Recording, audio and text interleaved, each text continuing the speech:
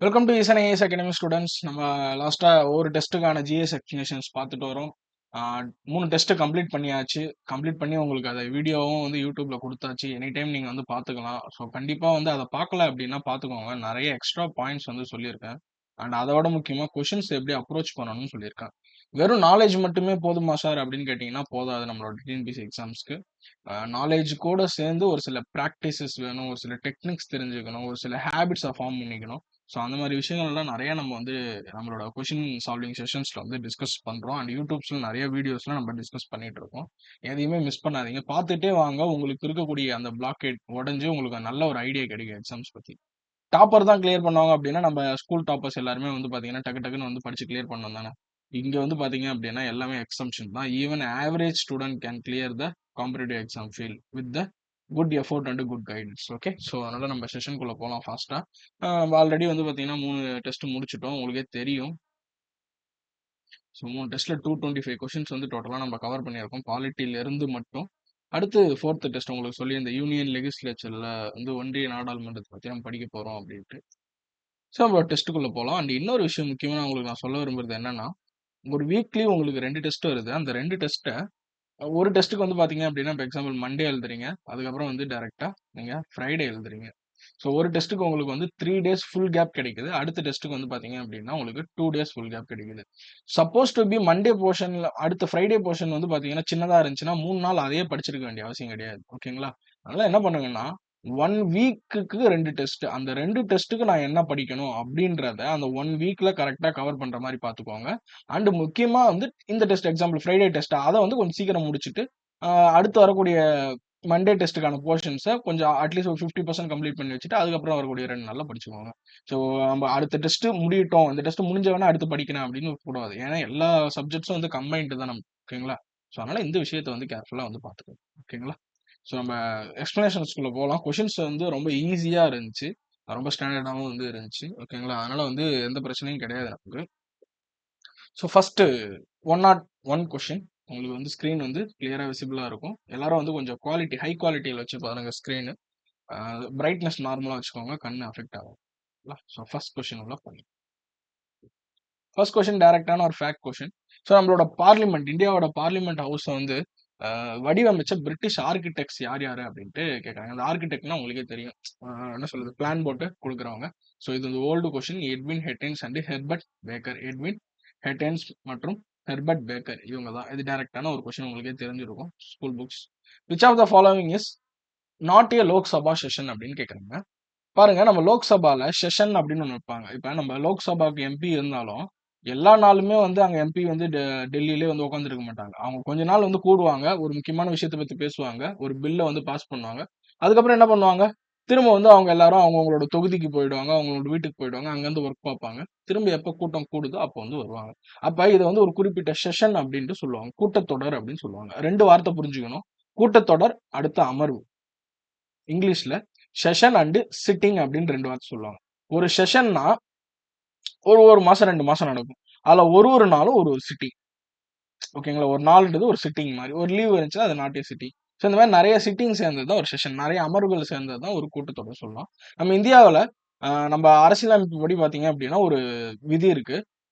ஒரு கூட்ட ஒரு கூட்டத்தொடருக்கும் இன்னொரு கூட்டத்தொடருக்கும், எக்ஸாம்பிள் ஏன்னு ஒரு கூட்டத்தொடர் நடக்குது, பின்னு ஒரு கூட்டத்தொடர் நடக்குது. இது 2த்துக்கும் இடைப்பட்ட கேப் வந்து அதிகபட்சம் 6 மாசத்துக்கு மிகாமல் இருக்கணும். அதாவது 6 மாசத்துக்கு ஒரு டைம் நம்மளோட பார்லிமெண்ட் கூடணும். அப்ப இதுபடி பாத்தீங்க அப்படின்னா வருஷத்துல அட்லீஸ்ட் ட்வைஸ் 2 டைம் வந்து நம்ம பார்லிமெண்ட் கூடணும். இதையும் நம்ம ஒரு கொஸ்டினா வச்சிருக்கோம். ஓகேங்களா? இதை ஞாபகம் வச்சுங்க.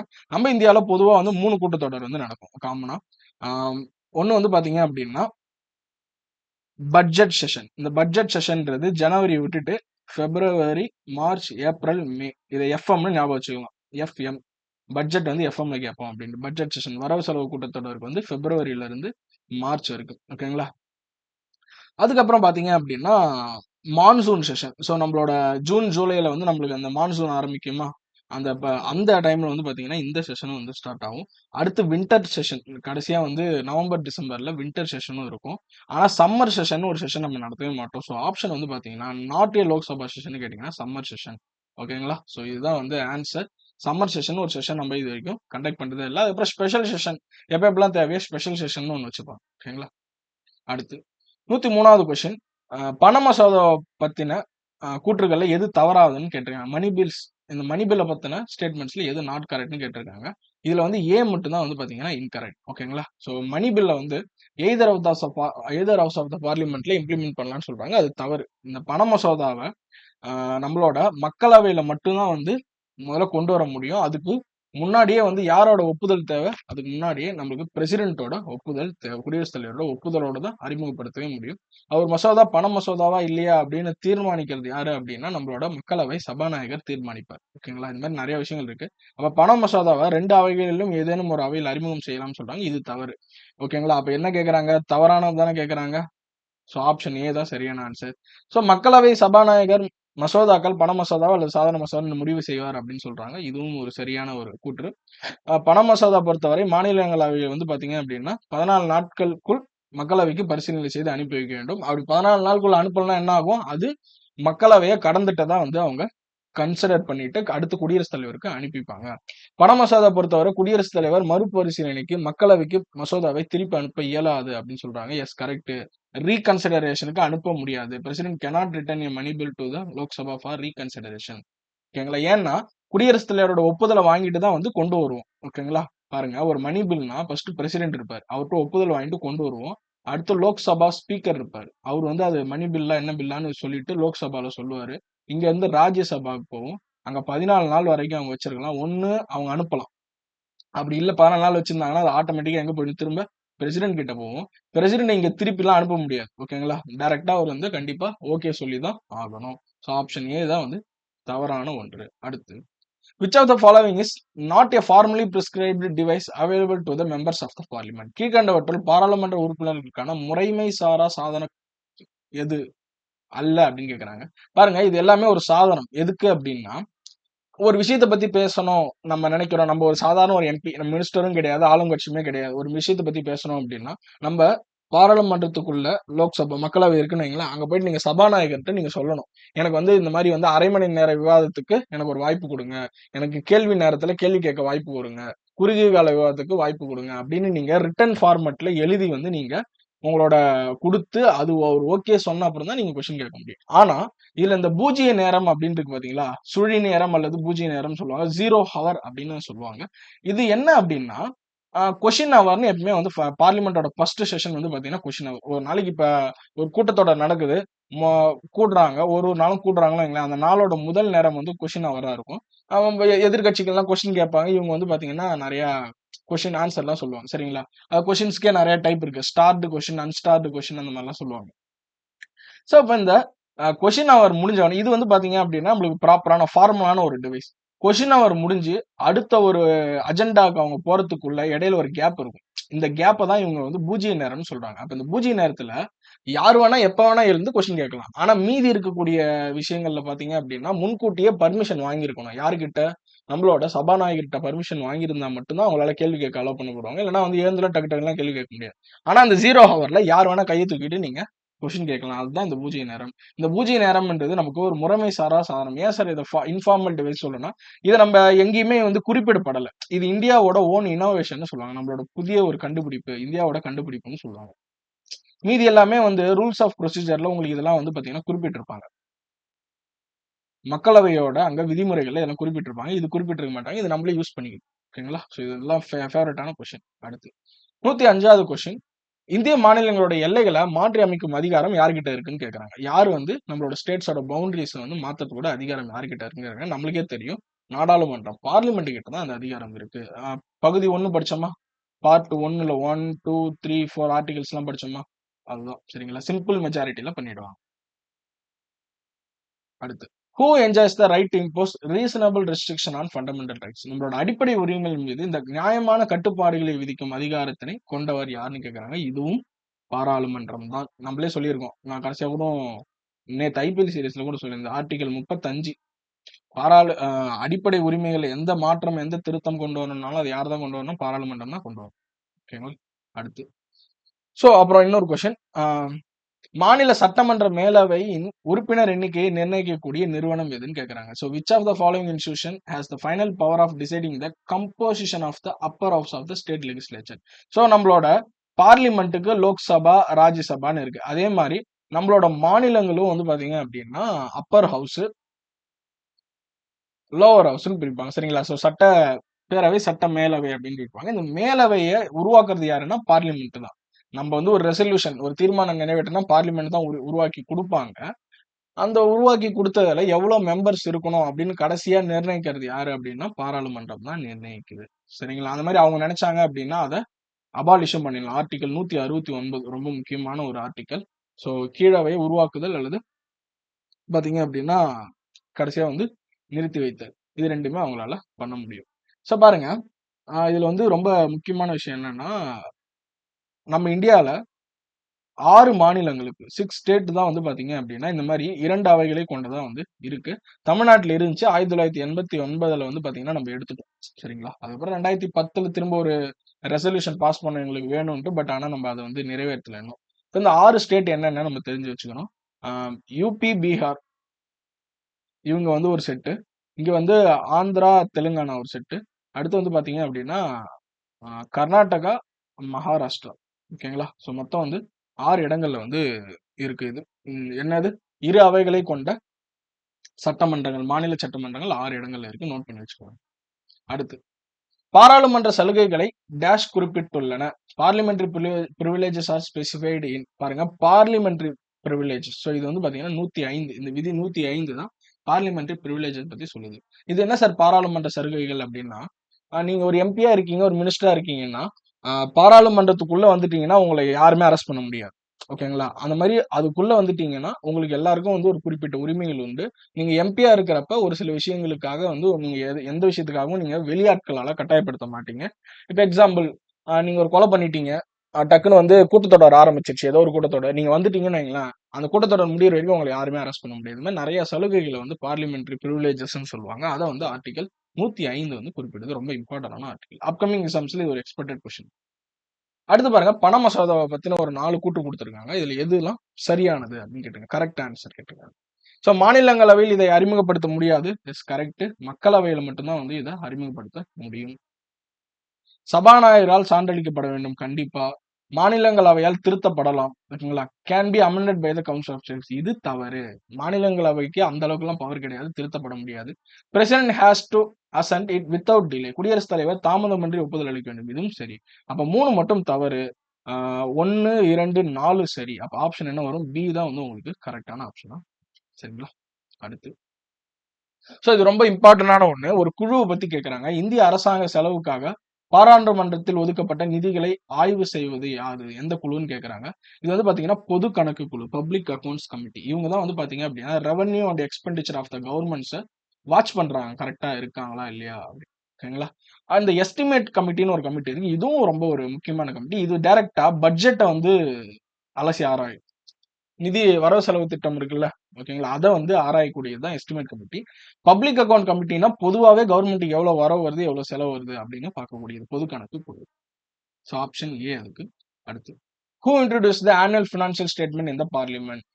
ஆண்டு நிதி அறிக்கையை பாராளுமன்றத்தில் யார் அறிமுகப்படுத்துகிறார்ன்னு கேட்கறாங்க. இத வந்து பார்த்தீங்கன்னா, ஜனாதிபதி நம்ம குடியரசுத் தலைவர் தான் வந்து பார்த்தீங்க அப்படின்னா, அறிமுகப்படுத்துறாரு. இத யாரு தயாரிக்கிறார்ன்னு கேட்டா தான் நீங்க என்ன சொல்லணும்னா, பினான்ஸ் மினிஸ்டர், பினான்சியல் செக்ரட்டரி இவங்கலாம் வந்து வரணும் உங்களுக்கு. சரிங்களா? இத வந்து யார் வந்து பார்லிமென்ட்ல இன்ட்ரோடியூஸ் பண்றாங்கன்னு கொஸ்டின் தெளிவா கேட்கறாங்க. அப்ப பிரசிடென்ட் தான். ஓகேங்களா? அடுத்து 112வது question. The Speaker of the Lok Sabha is ex officio chairman of which of the following parliament committee? நம்ம மக்களவையோட சபாநாயகர் தான் வகிக்கும் பதவியின் காரணமாக கீழ்வரும் எந்த நாடாளுமன்ற குழுவில் தலைவராக செயல்படுகிறார்? அதாவது நம்ம துணை குடியரசுத் தலைவரா ஆயிட்டாருன்னா, அவர் ஆட்டோமேட்டிக்கா நமக்கு மாநிலங்களவையோட தலைவரா மாறிடுவார்ன்னு சொல்லியிருக்கோம்ல. அதே மாரி யாரெல்லாம் வந்து மக்களவையோட சபாநாயகரா இருக்காங்களோ, அவங்க ஒரு குறிப்பிட்ட குழுவுக்கு ஆட்டோமேட்டிக்கா தலைவரா ஆயிடுவாங்க. அது எந்தெந்த குழு அப்டின்னா 1, 2, 3 ஓகேங்களா? இந்த எஸ்டிமேட் கமிட்டி மட்டும் அவங்க வரமாட்டார். அலுவல் ஆலோசனை குழு, பொதுநோக்கு குழு, விதி குழு. Business advisory committee, general purpose committee, rules committee. இது 3மே முக்கியமான ஒரு குழுக்கள். இந்த 3 குழுவோட தலைவரா அவர் ஆட்டோமேட்டிக்கா வந்து மாறிடுவாரு. ஆப்ஷன் பி தான் வந்து இதுக்கு ஆன்சர். ஓகேங்களா? இந்த கமிட்டீஸ் பத்தி ரொம்ப டீப்பா படிக்க வேண்டாம். இதுல வரக்கூடிய ஒரு 2, 3 ஃபேக்ட்ஸ் இருக்கு. அத மட்டும் படிச்சுக்கோங்க. நான் சொல்லக்கூடிய எக்ஸ்ட்ரா விஷயத்த ஞாபகம் வச்சுக்கோங்க போதும். Which of the following is not involved in the preparation of the budget? பாருங்க, கீழ்கண்டவற்றுள் வரவு செலவு திட்ட தயாரிப்பில் சம்பந்தப்படாதவை எவை அப்படின்னு கேட்கறாங்க. ஃபினான்ஸ் மினிஸ்ட்ரி எஸ் அவங்க தான் தயாரிக்கிறாங்க. சிஏஜி இவரும் வந்து அதுல ஒரு பகுதி. ஓகேங்களா? ஏன்னா அவரு தான் போன வருஷத்தோட வரவு செலவை பார்த்து கணக்க குடுப்பாரு. அடுத்து நிதி ஆயோக் எஸ் இவங்களும் வந்து புது புது திட்டங்களை கொண்டு வரதுக்கு ஹெல்ப் பண்றாங்க. இதுல இந்த ஃபினான்ஸ் கமிஷனுக்கும் பட்ஜெட்டுக்கும் சம்மந்தம் கிடையாது. ஃபினான்ஸ் கமிஷன்னா என்னங்க? நிதி ஆணையம்னா இது 5 வருஷத்துக்கு ஒரு டைம் அமைக்கக்கூடிய பிரசிடென்ட்டால அமைக்கக்கூடிய ஒரு ஆணையம். சரிங்களா? ஆர்டிகல் 280 இத பத்தி சொல்லுது. இது ஒரு கான்ஸ்டிடியூஷனல் பாடி. அரசியலமைப்பு சார்ந்த ஒரு அமைப்பு. இதோட வேலை என்ன? இது வந்து பாத்தீங்கன்னா நம்ம நாட்டோட வரிகள் இருக்குல்ல, அந்த வரிகள எப்படி வந்து மாநிலங்களுக்கும், மத்திய அரசுக்கும் பகிர்ந்து குடுக்கலாம் அப்படின்னு சொல்லுது. அதுக்கப்புறம் மானியங்களோட கோரிக்கைய எப்படி நிறைவேற்றலாம் அப்படின்னு சொல்லக்கூடிய ஒரு அமைப்பு. இதுக்கும் பட்ஜெட்டுக்கும் சம்மந்தம் கிடையாது. ஸோ ஆப்ஷன் பி தான் வந்து பாத்தீங்கன்னா, not involved in the preparation of the budget. Budget தயாரிப்புல சம்மந்தப்படாதது. அடுத்து 114வது கொஸ்டின். மணி பில் பத்தியும் பிளஸ் பிரசிடென்ட் பத்தியும் குடுத்திருக்காங்க. அப்ப நிதி பண மசோதா money bill can be introduced in the parliament without president's அப்ரூவல்னு சொல்றாங்க. இது தவறு. சரிங்களா? நம்ம வந்து நாடாளுமன்றத்துல வந்து அதை தாக்கல் செய்யணும் அப்படின்னா கண்டிப்பா வந்து பிரசிடென்டோட அப்ரூவல் தேவை. ஓகேங்களா? அடுத்து finance commission is appointed by president. இது சரி. ஓகேங்களா? அப்ப 1 தவறு 2 மட்டும் சரி. Option B. ஸோ இதுல வந்து நிதி மசோதா அப்படின்னு கொடுத்துருக்கோம். இதை கொஞ்சம் மாத்திங்க. பண மசோதான்னு மாத்திங்க. சரிங்களா? அடுத்து பண மசோதா பத்தின எந்த விதியில வந்து நம்ம வரையறுத்திருக்கோம் அப்படின்னு கேக்குறாங்க. ஆர்டிகல் 110 எல்லாருக்குமே தெரியும். சரிங்களா? இது 112 நம்மளுக்கு என்னது? Annual financial statement. பட்ஜெட்டை பத்தி சொல்லக்கூடியது 112. நோட் பண்ணி வச்சுக்கோங்க. Option D is the answer. இதெல்லாம் வந்து டைரக்ட் கொஸ்டின், அடிக்கடி கேட்ட கொஸ்டின், ஏகப்பட்ட டைம் கேட்டிருக்காங்க. ஓகே. ஸோ அடுத்தும் வந்து ஒரு பண மசோதா பத்தி தான். மாநிலங்களவை பண மசோதாவை எவ்வளவு காலம் வரை தாமதப்படுத்தலாம்னு கேக்குறாங்க. 14 நாட்கள், 2 வாரம். 14 நாட்கள் 2 வீக்ஸ் தான் வந்து பாத்தீங்க அப்படின்னா தாமதப்படுத்தலாம். அதுக்கு மேல வச்சிருந்தாங்க அப்படின்னா அது டீம்டு டு பி பாஸ்ட் அப்படின்னு சொல்லுவாங்க. அது வந்து ராஜ்யசபாவை கடந்து விட்டது, நிறைவேற்றப்பட்டு விட்டது அப்படின்னு அவங்க எடுத்துப்பாங்க. சரிங்களா? இதெல்லாம் ஃபேக்ட், டைரக்டான கொஸ்டின்ஸ். குரூப் 4 லெவல்ல நம்ம பார்லிமெண்ட் ஏரியால இதுதான் கொஸ்டினா கேட்கும். அடுத்து சோ ஒரு மசோதாவை நிதி மசோதாவா அல்லது இதர மசோதாவா என தீர்மானிக்கும் அதிகாரம் கொண்டவர் யாருன்னு கேக்குறாங்க. Speaker of the Lok Sabha. நம்மளோட மக்களவை சபாநாயகர் தான் இந்த விஷயத்தை வந்து நிர்ணயிக்கிறாரு. சரிங்களா? அடுத்து சரியான பதிலை தேர்ந்தெடுக்கும். நாடாளுமன்றத்தின் இரு அவைகளிலும் பின்வரும் கூற்றுகளில் எது உண்மை அப்படின்னு கேக்குறாங்க. சோ பாராளுமன்றத்தின் இரு அவைகளிலும் நிதி விவகாரங்கள் தவிர அனைத்து துறைகளிலும் சம அதிகாரம் மற்றும் சம உரிமை அனுபவிக்கின்றன. இது வந்து தவறுங்க. ஏன்னா நல்லா படிங்க. லோக்சபா இருக்கு, ராஜ்யசபா இருக்கு, மக்களவை இருக்கு, மாநிலங்களவை இருக்கு. அவங்க என்ன சொல்றாங்கன்னா நிதி விவகாரங்கள் தவிர மீது எல்லாத்துலயும் இவங்க 2 பேரும் ஈக்குவல்னு சொல்றாங்க. இல்ல, இது தவறு. ஏன்னா பாருங்க, ராஜ்யசபால நோ கான்ஃபிடன்ஸ் மோஷன், நம்பிக்கையில்லா தீர்மானத்தை கொண்டு வர முடியாது. ஃபர்ஸ்ட் விஷயம். அடுத்து லோக்சபால வைஸ் பிரசிடென்ட் வந்து பாத்தீங்கன்னா ரிமூவ் பண்ணணும் அப்படின்னா அதுக்கான தீர்மானத்தை லோக்சபால கொண்டு வர முடியாது, ராஜ்யசபால தான் கொண்டு வர முடியும். ஐஏஎஸ் புது ஐஏஎஸ் சர்வீஸை கிரியேட் பண்ணணும்னா ராஜ்யசபா தான் வந்து ஸ்டெப் எடுக்கணும். ஓகேங்களா? அப்புறம் மாநில பட்டியல்ல ஏதாவது வந்து ஒரு விஷயம், ஏதாவது ஒரு பொருள்ல சட்டம் நிறைவேற்றினா அதுக்கும் தீர்மானம் ராஜ்யசபா தான் கொண்டு வரணும். அப்ப பாருங்களேன், இதுல லோக்சபா ராஜ்யசபா ஒண்ணுன்னு சொல்ல முடியுமா? முடியாது. அந்த மாதிரி மணி பில் பண மசோதாவை லோக்சபால தான் கொண்டு வர முடியும், ராஜ்யசபால கொண்டு வர முடியாது. அது மாதிரி ராஜ்யசபா பண மசோதாவை திருப்பி அனுப்ப முடியாது, அதுல மாற்றங்கள் செய்ய முடியாது. ஸோ இந்த மாதிரி நிறைய விஷயங்கள் இருக்கு. அப்ப நிதி விவகாரங்கள் தவிர நிறைய விவகாரங்கள்ல லோக்சபா பெரிய ஆளாவும் ராஜ்யசபா சின்ன ஆளாவும், இல்ல ராஜ்யசபா பெரிய ஆளாவும் லோக்சபா சின்ன ஆளாவும் இருக்காங்க. அப்ப கூற்று 1 வந்து தவறு. சரிங்களா? ராஜ்யசபாவில் பண மசோதாவை அறிமுகப்படுத்த முடியாது. இது சரியான கூற்று, நம்ம பார்த்தோம். அடுத்து ராஜ்யசபாவில் வருடாந்திர நிதிநிலை அறிக்கையை விவாதிக்கலாம், ஆனால் மானிய கோரிக்கைகளில் வாக்களிக்கும் அதிகாரம் இல்லை. இதுவும் சரியானது. அப்ப 2 மற்றும் 3 தான் வந்து நமக்கு சரி. ஆப்ஷன் சி தான் ஆன்சர். 1 தவறு. சோ அப்ப பாருங்க, 2 பேருக்குமே ஈக்குவல் ரைட்ஸ் வந்து பினான்சியல் மேட்டர் தவிர இருக்குன்னு சொல்றாங்க. இது தவறு. Money bill can be introduced in Rajya Sabha. Yes can be. Cannot be introduce. Yes correct. லோக்சபால தான் இன்ட்ரோடியூஸ் பண்ண முடியும். Rajya Sabha may discuss the annual financial statement, but it has no power to vote the demand for grants. So ஓகேங்களா? Demand for கிராண்ட்ஸ்ல vote பண்ண முடியாது, அதை discuss மட்டும் பண்ணிக்கலாம். ஆப்ஷன் சி தான் அதுக்கு ஆன்சர். அடுத்து இது ஒரு டைரக்டான ஃபேக்ட். ஃபர்ஸ்ட் ஜெனரல் எலெக்ஷன் எப்போ நடந்துச்சு? 1952ல நடந்துச்சு. இதுல எத்தனை உமன் கேண்டிடேட் வந்து தேர்ந்தெடுக்கப்பட்டாங்கன்னு கேக்குறாங்க. 22 பேர். இது ஒரு டைரக்டான ஒரு ஃபேக்ட் கொஸ்டின், ஞாபகம் வச்சுக்கோங்க. அடுத்து சோ இந்திய பாராளுமன்றத்தில் தனி உறுப்பினர் மசோதாவின் கூற்றுப்படி ஒரு 2 கூற்று கொடுத்துறாங்க, ஆர்எஸ் அப்படின்ட்டு. இதுல வந்து எது வந்து கரெக்ட்னு கேக்குறாங்க. Private bill can be president in the house with consent of the president. தனி உறுப்பினர் மசோதா குடியரசுத் தலைவரின் அனுமதியுடன் அளிக்கப்பட வேண்டும். எஸ், இது சரியான ஒரு கூற்று. Private bill is passed in the same way as public bill. ஓகேங்களா? அரசாங்க மசோதா போலவே தனி உறுப்பினர் மசோதாவும் நிறைவேற்றப்படும்னு சொல்றாங்க. எஸ், இதுவும் சரி. ஆப்ஷன் டி ஆர் மற்றும் எஸ் வந்து சரியானது. 2மே சரியான ஒரு கூற்று தான். அடுத்து ஃபர்ஸ்ட் லோக்சபா எப்ப வந்து டிசால்வ் பண்ணாங்க? எப்ப வந்து கலைக்கப்பட்டது அப்படின்னு கேட்கறாங்க. So April 4, 1957. இந்த 57 நமக்கு தெரியும். ஏன்னா 52ல வந்து எலக்ஷன் வந்துச்சு. 57ல வந்து கலைச்சிருப்பாங்க. அது தெரியும். இந்த ஏப்ரல் மந்த் மட்டும் ஞாபகம் வச்சுக்கோங்க. ஓகேங்களா? ஸோ ஏப்ரலும் 4ல வரும். இந்த டேட்டும் 4ல வரும். ஈஸியா ஞாபகம் வச்சுக்கோங்க. அடுத்து 122வது கொஸ்டின். இது வந்து பாத்தீங்கன்னா, லோக்சபாவ பத்தி கேட்டிருக்காங்க. மக்களவைய பத்தி கேட்டிருக்காங்க. எது எதெல்லாம் சரியான கூற்றுகள் அப்படின்னு. மக்களவை பொதுவாக இந்திய பாராளுமன்றத்தின் கீழவை என்று அழைக்கப்படுகிறது. இது ரொம்ப ரொம்ப மிக சரியான கூற்று. ஏன்னா, மக்களவை வந்து பாத்தீங்க அப்படின்னா, கீழவைன்னும், மாநிலங்களவைய மேலவை அப்படின்னும் நம்ம வந்து சொல்லுவோம். ஓகேங்களா? அதனால தான் இது லோவர் ஹவுஸ் இங்கிலீஷ்ல. இது வந்து அப்பர் ஹவுஸ். ராஜ்யசபாவ அப்பர் ஹவுஸ்ன்னு சொல்லுவோம். அது மாதிரி இது எல்டர்ஸ் சேம்பர் அப்படின்னு கூட சொல்லுவாங்க இந்த ராஜ்யசபாவை. ஓகேங்களா? வயதானவர்களோட கூட்டம் இல்ல அறிஞர்களின் கூட்டம் அப்படின்னு சொல்லுவாங்க. ஸோ ஓகே, ஃபர்ஸ்ட் வந்து correct. Members of Lok Sabha are directly elected by the people. மக்களவை உறுப்பினர்கள் நேரடியாக மக்களால் தேர்ந்தெடுக்கப்படுகிறார்கள். இதுவும் 100% உண்மை. நம்ம தான் லோக்சபா எம்பியை தேர்ந்தெடுக்கிறோம். 44th amendment act increase the number of Lok Sabha members to 545 அப்படின்னு சொல்றாங்க. இது தவறு. இது வந்து கண்டிப்பா நம்ம படிச்சிருக்கணும். இதுக்கப்புறம் வரக்கூடிய எக்ஸாம்ஸ்ல இந்த கொஸ்டின் நான் வந்து கண்டிப்பா எக்ஸ்பெக்ட் பண்றேன். இது வந்து 44வது சட்டம் திருத்தம் கிடையாது. இது வந்து 30 ஓரா I think 31st constitutional amendment act 1973 I think. ஓகேங்களா? ஸோ இந்த அமெண்ட்மெண்ட் எஸ் கரெக்ட் 1973.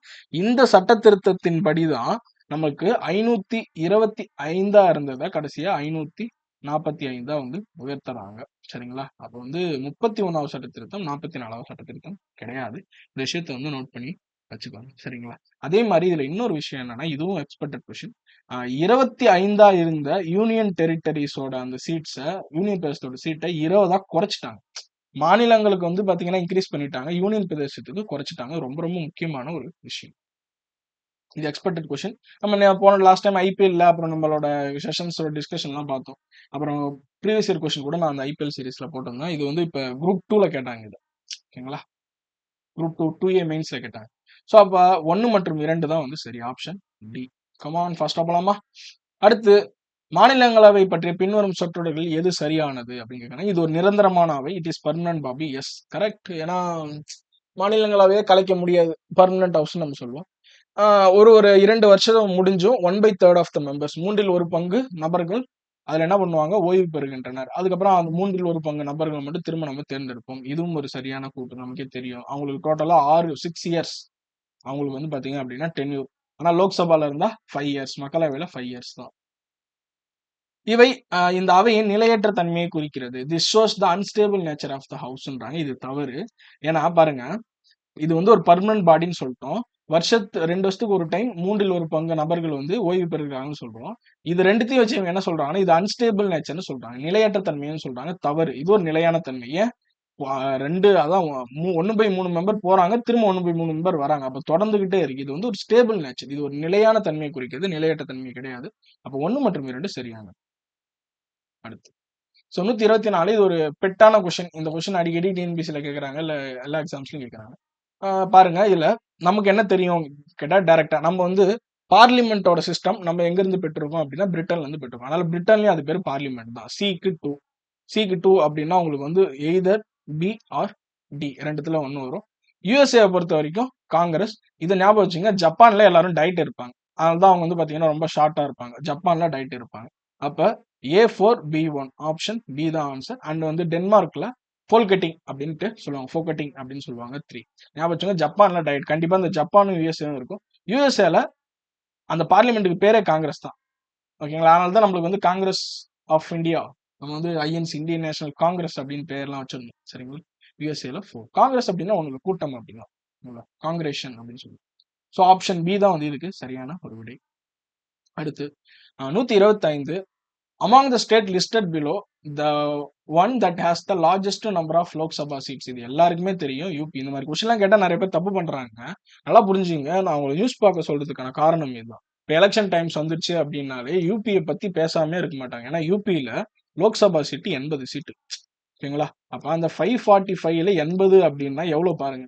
அப்ப இந்த யார் யாரெல்லாம் சொல்லுவாங்க யூபியில எந்த கவர்மெண்ட் ஜெயிக்குதோ அந்த கவர்மெண்ட் தான் வந்து கடைசியில பார்லிமெண்ட்லயும் ஜெயிக்கும். அதாவது யூபி ஸ்டேட் எலெக்ஷன் யார் ஜெயிக்கிறாங்களோ அவங்க தான் பார்லிமெண்ட்லயும் ஜெயிப்பாங்கன்னு சொல்லுவாங்க. 80 சீட்டு வந்து பாத்தீங்கன்னா யூபியில மட்டும். ஸோ யூபியில 80 சீட்டு. அதுக்கப்புறம் யார் சார் இருக்கா அப்படின்னா, இது தெரிஞ்சு வச்சுங்க, தயவு செஞ்சு உங்களுக்கு நோட்ல எழுதிங்க. அதுக்கப்புறம் மகாராஷ்டிரா 48 சீட்ல வந்து அவங்க இருக்காங்க, மகாராஷ்டிரா. ஓகேங்களா?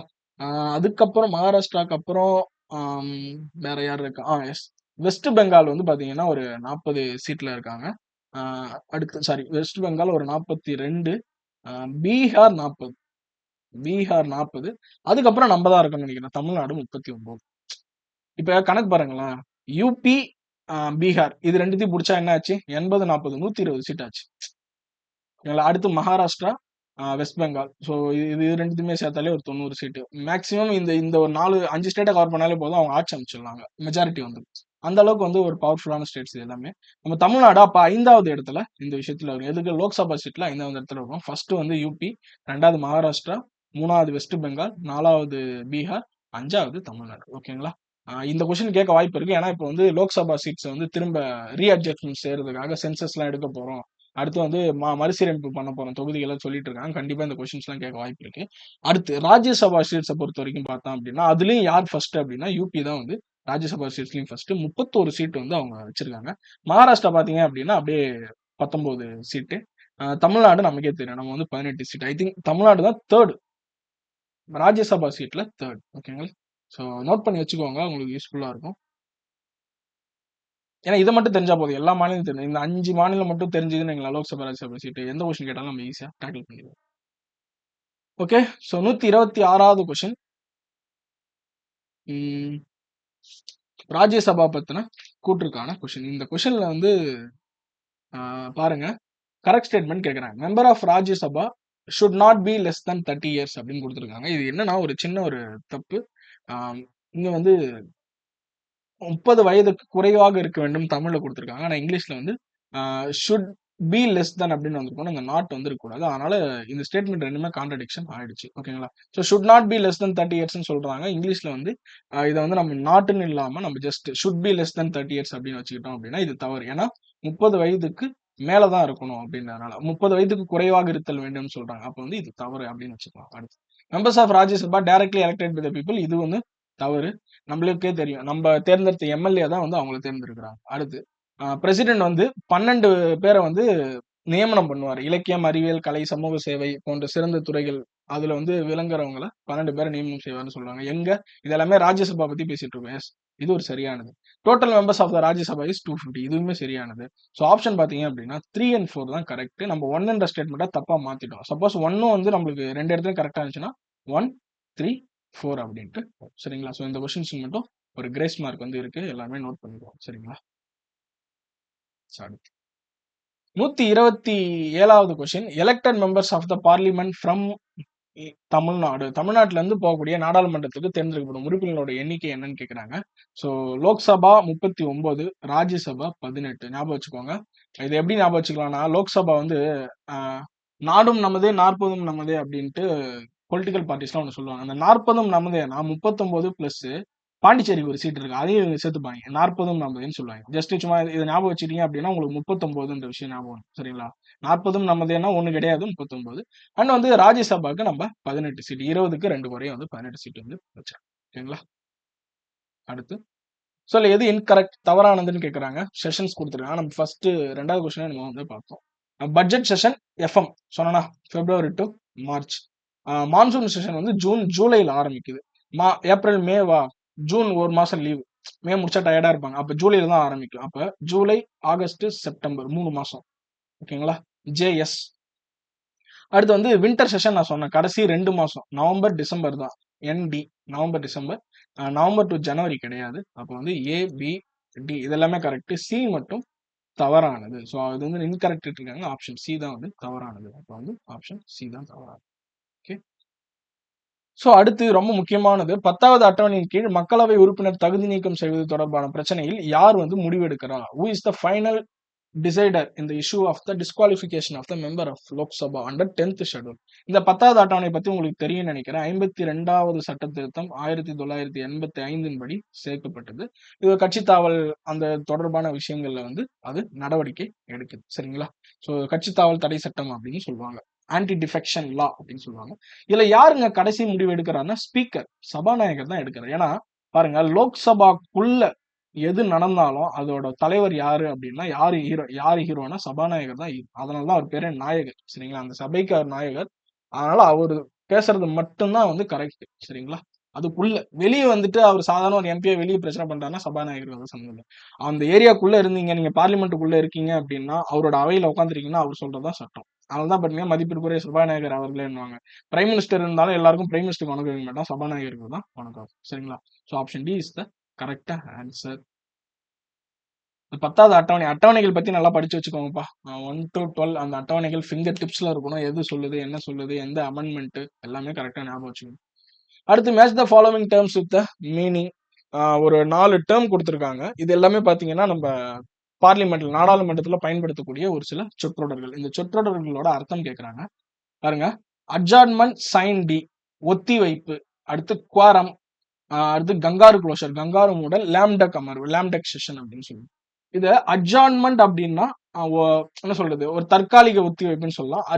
அட்ஜார்ன்மெண்ட் சைன் டி அப்படின்னா எந்த ஒரு நேரமும் குறிப்பிடாம நம்ம ஒத்தி வைக்கிறது தான் அவை. அது எக்ஸாம்பிள் சைன் டை அப்படின்னு இருக்கா, டைனா செத்து போறது அப்படின்னு ஞாபகம். அப்ப வந்து எதுவுமே சொல்லல நம்பர் அப்படின்னு அர்த்தம். Terminating sitting of the parliament for an indefinite period, பாராளுமன்றத்தை கால வரையின்றி ஒத்தி வைத்தல் அப்படின்னு நம்ம சொல்லுவோம். ஏக்கு 3 வரணும். ஏக்கு 3 போட்டீங்க அப்படின்னா பிக்கு 1 வரும். ஆப்ஷன் எய்தர் சிஆர்டி வரும். கோரம் அப்படின்றது நமக்கே தெரியும். கோரம் அப்படின்னா 1/10 ஆஃப் த ஸ்ட்ரென்த்னு சொல்லுவோம். அதாவது minimum numbers required to be present in the house to transact business. ஒரு அவையை நடத்த போறோம். அப்போ ஒரு அவையில மினிமம் எவ்வளவு மெம்பர்ஸ் இருந்தா அந்த அவையை நடத்தலாம் அப்படின்னு சொல்லக்கூடியதான் இந்த கோரம். அதோட மதிப்பு வந்து பாத்தீங்க அப்படின்னா 1/10. அதாவது ஒரு 55 பேர் இருந்தாங்கன்னா ஒரு பாராளுமன்ற அந்த நாடாளுமன்ற கூட்டத்தொடரை நடத்தலாம். எங்க லோக்சபா மக்களவையில. மாநிலங்களவையில 245 பேரா, அப்போ ஒரு 25 பேர் இருந்தாங்கன்னு வைங்களேன், ராஜ்யசபா மாநிலங்களவையில நடத்தலாம். கொஸ்டின் கூட கேட்க வாய்ப்பு இருக்கு, நோட் பண்ணீங்க. இது சொல்றது எதுன்னா ஆர்டிகல் 100 தான். ஆர்டிகல் 100ல 3 இதை பத்தி சொல்லும். சமநிலை வாக்கு பத்தியும் சொல்லும், கேஸ்டிங் ஓட்டு பத்தியும் சொல்லும், இதை பத்தியும் சொல்லும். சரிங்களா? அடுத்து கங்காரு க்ளோஷர். கங்காரு என்ன பண்ணும், அப்படியே ஜம்ப் பண்ணி போவோமா, அந்த மாதிரி நம்மளுக்கு டைம் இல்லைன்னா முக்கியமான உட்கூறுகளை மட்டும் விவாதிப்பது. இதுதான் வந்து கங்காரு க்ளோஷர், கங்காரு மூடல்னு சொல்லுவோம். C4. ஸோ ஆப்ஷன் வந்து சி தான் உங்களுக்கு ஆன்சர் வரும். லேம்டக் செஷன். இந்த லேம்டக் அப்படின்னா கால் உடைஞ்ச வாத்துன்னு சொல்லுவாங்க. இது வந்து ஒரு லோக்சபா வந்து முடிய போகுது, அவங்களோட 5 வருஷம் முடிய போகுது. அடுத்த வருஷம் புதுசா ஃப்ரெஷ்ஷா ஜெனரல் எலெக்ஷன் பொது தேர்தல் வரப்போகுது அப்படின்னா அவங்க கடைசியா ஒரு கூட்டம் கூடுவாங்க பாத்தீங்களா, அது பேர் தான் லேம்டக் செஷன். கால் உடைஞ்ச வார்த்தை. ஏன்னா அதுக்கப்புறம் அவங்களால மீட் பண்ணிக்க முடியாது இல்ல, வாய்ப்பு இருக்கலாம், இல்லாமையும் போகலாம். அவங்க வந்து திரும்ப எம்பியா வரலாம், இல்ல திரும்ப மினிஸ்டரா வரலாம், என்ன வேணா மாற்றம் நடக்கும். அதனால அது பேர் லேம்டக் செஷன் சொல்லுவோம். இது இப்போ ஒரு இது வந்து ஒரு புது மக்களவை தேர்ந்தெடுக்கப்பட்ட பிறகு கடைசியாக பழைய மக்களவையோட அமர்வு. சரிங்களா? ஸோ D2 ஆப்ஷன் சி தான் வந்து இதுக்கு ஆன்சர். அடுத்து பாருங்க, இந்திய நாடாளுமன்றம் என்பது டேஷை கொண்டுள்ளதுன்னு சொல்றாங்க. இந்த இந்திய நாடாளுமன்றம் ஆர்டிகல் 79 சொல்லும் இதை பத்தி. சரிங்களா? இந்திய நாடாளுமன்றம் என்பது மக்களவை, மாநிலங்களவை மற்றும் குடியரசுத் தலைவர் இவங்க 3 பேருமே சேர்ந்ததுதான் வந்து இந்த நாடாளுமன்றம் என்பது. லோக்சபா இருக்கும், ராஜ்யசபா இருக்கும், பிளஸ் பிரசிடென்ட்டும் சேர்ந்துருப்பாங்க. இதுல ஒரு டவுட் கேட்கலாம், ஏன் சார் பிரசிடென்ட் சேர்ந்து வராரு அப்படின்ட்டு. உங்களுக்கு தெரியும், லோக்சபா ராஜ்யசபா பாஸ் பண்ணக்கூடிய இந்த மசோதாக்களை பில்ல வந்து பிரசிடென்ட் கையெழுத்திட்டாதான் மசோதாவில் இருந்து அது ஒரு சட்டமா மாறும். From bill it will become the act. So that பிரசிடென்ட்டும் ஒரு பார்ட் தான். ஆனா இன்னொரு விஷயம் ஞாபகம் வச்சுக்கணும், பிரசிடென்ட் லோக்சபாலையும் ஒரு உறுப்பினர் கிடையாது, ராஜ்யசபாலையும் ஒரு உறுப்பினர் கிடையாது. ஓகேங்களா? அடுத்து வைஸ் பிரசிடென்ட் வந்து பாத்தீங்க அப்படின்னா இதுக்குள்ளதான் இவரும் வருவாரு. வைஸ் பிரசிடென்ட் வந்து லோக்சபாலையும் ஒரு உறுப்பினர் கிடையாது, ராஜ்யசபாலையும் ஒரு உறுப்பினர் கிடையாது. அவர் ராஜ்யசபாக்கு தலைவர், பட் ஆனா அதோட உறுப்பினரான்னு கேட்டா கிடையவே கிடையாது. இந்த விஷயத்தை ஞாபகம் வச்சுக்கோங்க. அப்ப குடியரசுத் தலைவர், மக்களவை மற்றும் மாநிலங்களவை இவை மூன்றும் சேர்ந்ததுதான் நம்ம இந்திய நாடாளுமன்றம்.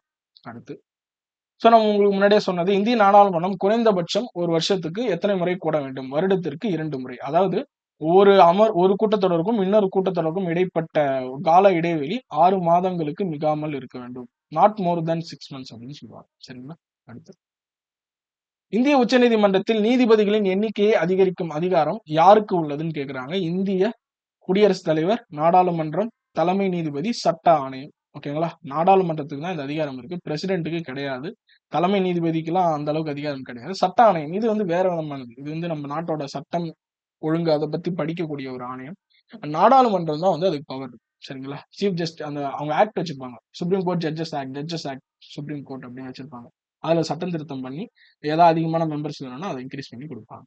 அடுத்து which one of the following about the parliament of India is not correct? நம்மளோட இந்திய நாடாளுமன்றத்தை பற்றி பின்வரும் கூற்றில் எது தவறானதுன்னு கேட்டிருக்காங்க பாருங்க.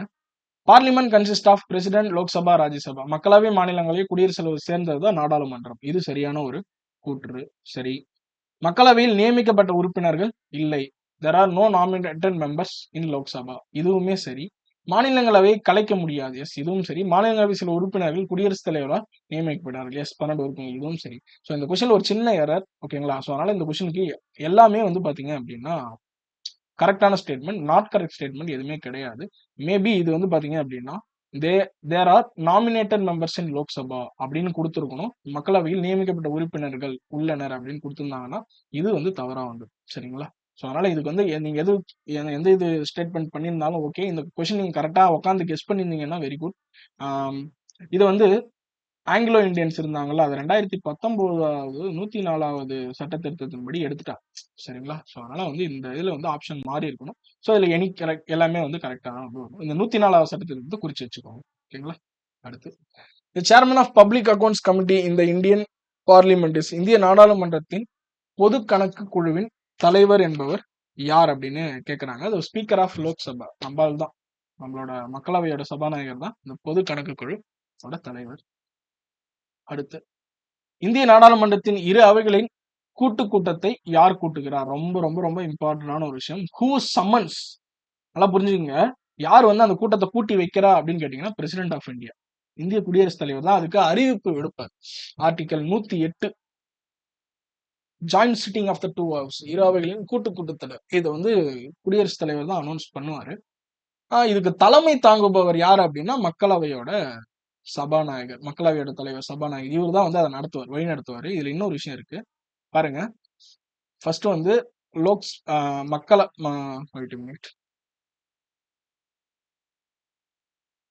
மக்களவையோட சபா இருப்பார், தலைவர் இருப்பார்.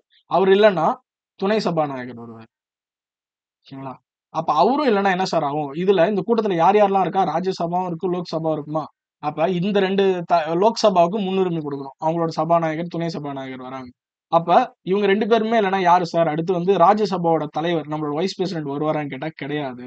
ராஜ்யசபாவோட துணை சபாநாயகர் துணை தலைவர் வந்து வருவாங்களா? அப்ப வைஸ் பிரசிடென்ட் எக்காரணத்தை கொண்டு இதுக்குள்ள வரமாட்டாரு. ஞாபகம் வச்சுக்கோங்க.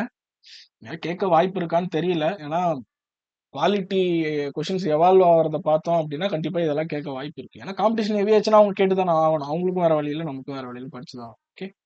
ஸோ அடுத்து ராஜ்யசபா பத்தின கூற்றுகள்ல எது சரியானதுன்னு கேட்கறாங்க. Rajya Sabha maximum permissible strength of Rajya Sabha is 250.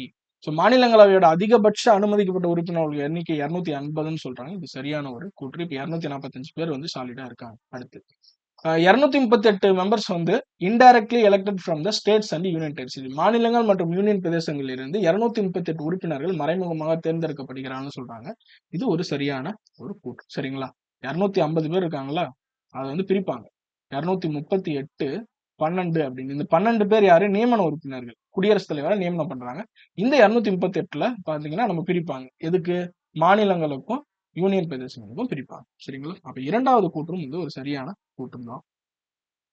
அகில இந்த பணிகளை உருவாக்குவது போன்ற விஷயங்களில் மக்களவையுடன் சமமாக சட்டமன்ற அதிகாரங்களை பகிர்ந்து கொள்கிறது. It shares the legislative power equally with Lok Sabha in matters such as creation of all India service. இது சரியா? இது 100% தவறு.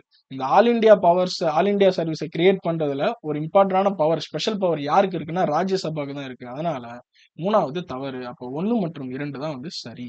அப்ப இது வந்து எக்ஸ்க்ளூசிவா யாருக்கிட்ட தான் இருக்கு? மாநிலங்கள் கிட்ட தான் இருக்கு. அது மக்களவை கூட எல்லாம் வந்து இதெல்லாம் பண்ணிக்குது. ஓகேங்களா? அடுத்து 138 இப்பதான் உங்களுக்கு சொன்னேன். நாடாளுமன்றத்தின் கூட்டத்திற்கு யார் தலைமை தாங்குகிறார்? ஸ்பீக்கர் ஆஃப் லோக்சபா, மக்களவை தலைவர், மக்களவையோட சபாநாயகர் தான் வந்து தலைமை தாங்குகிறார். அடுத்து 139வது கொஸ்டின். பின்வருவற்றில் எது சரியானது? மாநிலங்களவையின் தலைமை அதிகாரி ஒவ்வொரு ஆண்டும் தேர்ந்தெடுக்கப்படுகிறார். ஓகேங்களா? பிரசீடிங் ஆபீசர். அதான் நம்மளோட வைஸ் பிரசிடென்ட். அவர் ஒவ்வொரு வருடமும் தேர்ந்தெடுக்கப்படுகிறான்னு சொல்றாங்க. இது தவறு.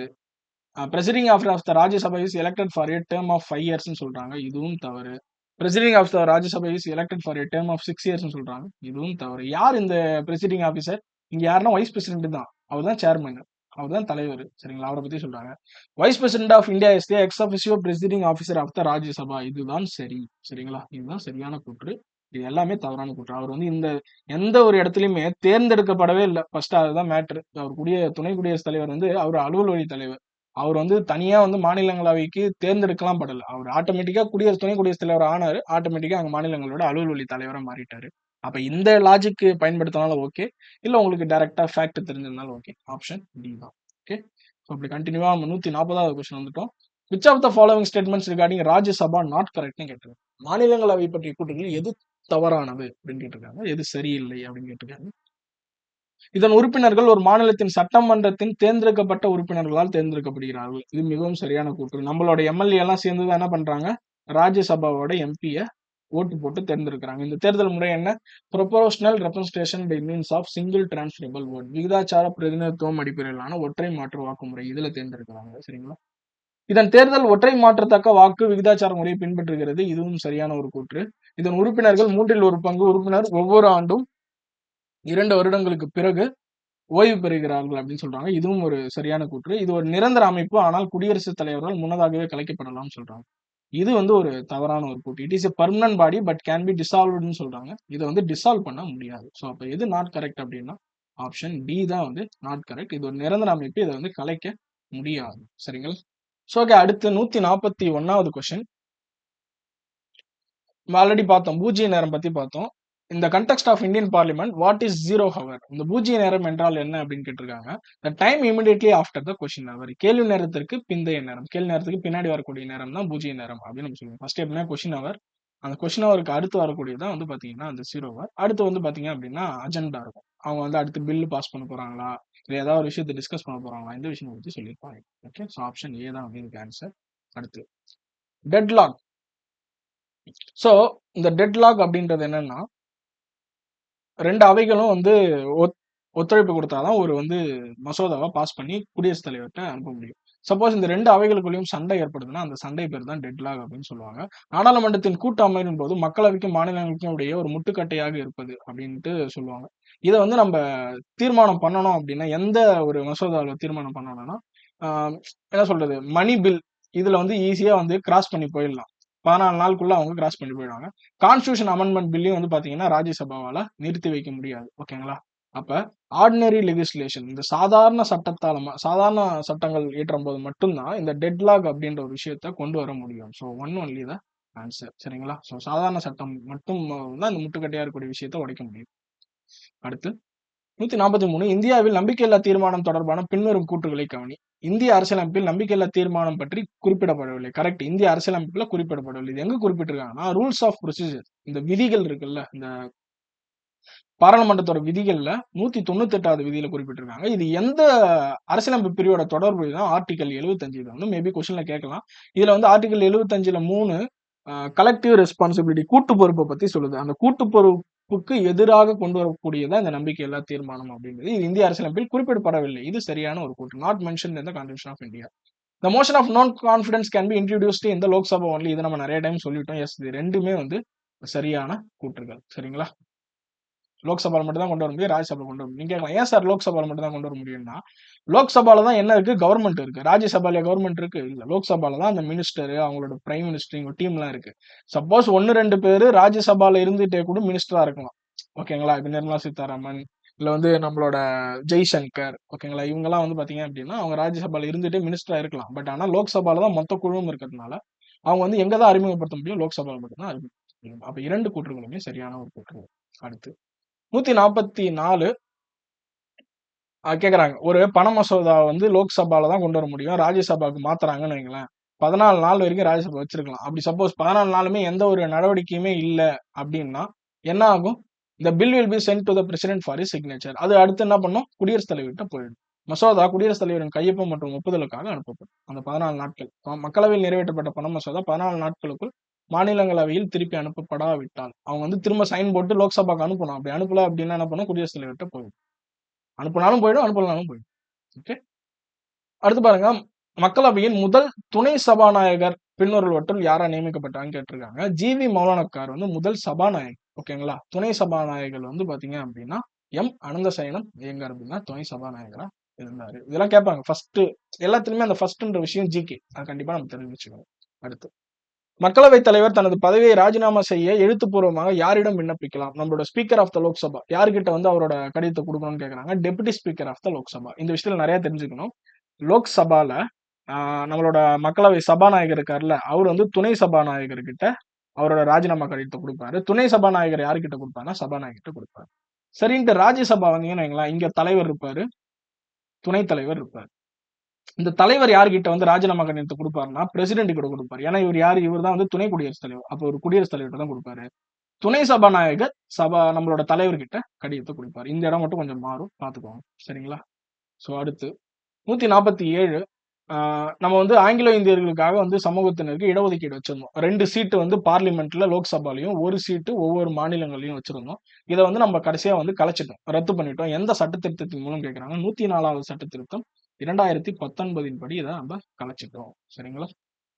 இதுவும் ஒரு கொஸ்டின், இம்பார்ட்டன்டான கொஸ்டின். அடுத்து 148 தற்காலிக சபாநாயகராக யார் நியமிக்கப்படுறான்னு கேட்கறாங்க. இது புரோட்டம் ஸ்பீக்கர், இங்கிலீஷ்ல அழகா ஒரு டேர்ம்ல சொல்லுவாங்க. அதாவது ஒரு ஜெனரல் எலெக்ஷன் முடிஞ்சு லோக்சபால எல்லாரும் வந்துட்டாங்க, 545 எம்பி இருப்பாங்க.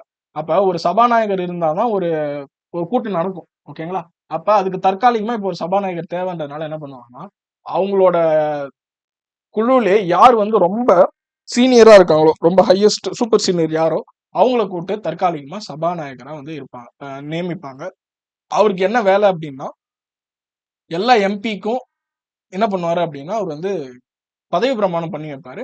அதுக்கப்புறம் கொஞ்ச நாள் கழிச்சு அவர் ஒரு 1 நாள் 2 நாள் தான் இருப்பாரு. அதுக்கப்புறம் அங்க நிரந்தரமான ஒரு சபாநாயகரை வந்து அவங்களுக்குள்ளே அந்த எம்பிக்குள்ளே யாராவது ஒருத்தவங்கள தேர்ந்தெடுத்து வச்சிருவாங்க. So one of the senior most member of the newly elected Lok Sabha, புதிதாக தேர்ந்தெடுக்கப்பட்ட மக்களவையின் மூத்த உறுப்பினர்களோட ஒருவர் தான் இந்த தற்காலிக சபாநாயகராக நியமிக்கப்படுவார். இவர் தான் ஃபர்ஸ்ட் வருவாரு. இதுக்கப்புறம் நம்மளோட நிரந்தர சபாநாயகர் அப்படின்னு சொல்லக்கூடிய மக்களவையோட சபாநாயகரை நம்ம அந்த எம்பிக்குள்ளே யாராவது ஒருத்தவங்கள தேர்ந்தெடுப்பாங்க. மோஸ்டா வந்து அந்த ரூலிங் பார்ட்டியில இருந்து யாராவது ஒரு ஆளை வந்து போடும். சரிங்களா. அடுத்து 149 the vote of no confidence motion is brought in which house? நம்மளுக்கே தெரியும், லோக்சபா மக்களவையில் மட்டும்தான் இந்த தீர்மானத்தை கொண்டு வர முடியும். அடுத்து 150 இந்த மக்களவை கூட்டத்துல வந்து குறைஞ்சது எவ்வளவு மெம்பர்ஸ் இருந்தா நம்ம வந்து அந்த கூட்டத்தை நடத்தலாம் அப்படின்னா 1/10, 10ல் ஒரு பங்கு மக்கள் இருக்கும். நான் தான் சொன்னேன் கோரம் அப்படின்னு சொல்லுவோம், குறைந்தபட்ச மக்களின் வருமைன்னு சொல்லுவோம். 1/10 இருந்தாங்க அப்படின்னா சொன்ன 55-25 ராஜ்யசபாவுக்கு லோக்சபாவுக்கு ராஜ்யசபா. சரிங்களா. ஸோ இதை பத்தி சொல்லக்கூடியது பிரிவு 103, நோட் பண்ணி வச்சுக்கோங்க, கேட்கலாம் டைரக்டா ஒரு கொஸ்டின். அடுத்து 151 மக்களவை தலைவரும் துணைத் தலைவரும் எவ்வாறு தேர்ந்தெடுக்கப்படுகிறார்கள்? லோக்சபால ஸ்பீக்கரும் டெப்டி ஸ்பீக்கரும் எவ்வாறு தேர்ந்தெடுக்கப்படுகிறார்கள்? இப்பதான் சொன்னா அங்க இருக்கக்கூடிய லோக்சபாக்குள்ளேயே மக்களவைக்குள்ளேயே வந்து அதுக்குள்ள இருக்கக்கூடிய யாராவது ஒரு மெம்பர் அவங்களால தேர்ந்தெடுக்கப்படுவாங்க. By the members of the Lok Sabha from amongst themself. அந்த 545 பேர் இருக்காங்கல்ல, அவங்களுக்குள்ளே யாராவது ஒரு 2 பேரை தேர்ந்தெடுப்பாங்க. People by people during election, general election தவறு, நம்மளே யாரும் தேர்ந்தெடுக்கல. பை மெம்பர்ஸ் ஆஃப் ராஜ்யசபா, ராஜ்யசபாவுக்கு இதுக்கு சம்மந்தம் கிடையாது. By members of the state legislature, அவங்களுக்கு இதுக்கு சம்மந்தம் கிடையாது. ஆப்ஷன் பி தான் இதுக்கு சரியான ஒரு ஆன்சர். கொஸ்டினை கேட்கலாம். ஸோ அப்போ ஒரு விஷயம் சொல்லிக்க விரும்புறேன் நான், ரிஃப்ளெக்ஷன்ஸ் அப்படின்னு நம்ம சொல்லுவோம். நம்ம டெஸ்ட் சீரீஸ்ல வரக்கூடிய கொஸ்டின் அங்க வந்து ஒரிஜினல் எக்ஸாம்ஸ்ல வரும்னு சொல்லுவோம். எப்படி சார் அப்படின்னா, அப்படியே வருமானா கேட்டா வராது. இப்போ எக்ஸாம்பிள் நம்ம வந்து இந்த விஷயத்துல ஆர்டிக்கல் 103 1/10 பங்கு இருக்கணும், மக்கள் இருக்கணும், அப்பதான் வந்து லோக்சபா நடத்தலாம் அப்படின்னு சொல்றாங்கன்னு சொல்லியிருக்கோம். நம்ம கொஸ்டின் இப்படி இருக்கு. எக்ஸாம்ல இப்படி கொஸ்டின் கேட்கலாம், இந்த மாதிரி குறைந்தபட்ச வருகை பற்றி கூறும் பிரிவு என்ன? அப்ப இந்த இடம் வந்து உங்களுக்கு ஆன்சரா வர மாதிரி கொஸ்டின் கேட்கலாம். இதுதான் ரிஃப்ளெக்ஷன். அதனாலதான் ஒரு கொஸ்டினை படிக்கிறப்ப ஆன்சருக்கு மட்டும் முக்கியத்துவம் கொடுக்காம அந்த கொஸ்டின் உள்ள என்ன இருக்குன்ற வார்த்தைக்கு முக்கியத்துவம் கொடுக்கும். ஓகேங்களா. 8 கால் பூச்சிக்கு எத்தனை கால்? 8 கால். இதுதான் நம்ம கொஸ்டின் வைங்களேன். எக்ஸாம்ல எப்படி கேட்கலாம் அப்படின்னா, 8 கால் கொண்ட பூச்சி என்ன பூச்சி? 8 கால் பூச்சி. அப்போ வந்து அங்க நம்ம இங்க கொஸ்டின்ல படிச்சது அங்க ஆன்சர்ல வரும், அங்க ஆன்சர்ல படிச்சது இங்க கொஸ்டின்ல வரும். ஓகேங்களா. ஸோ இதுதான் ரிஃப்ளெக்ஷன். மொத்தமா அந்த இம்பார்ட்டன்ட் பாயிண்ட்டை படிச்சுக்கலாம். ஓகே. So okay. அடுத்து 152 இந்திய அரசியலமைப்புல வந்து பாத்தீங்கன்னா பார்லிமெண்ட் நாடாளுமன்றத்தை பற்றி குறிப்பிடக்கூடிய அரசியலமைப்பு பிரிவுகள் என்னன்னு கேட்கிறாங்க. ஆர்டிகல் 79 இருந்து 122 வரை.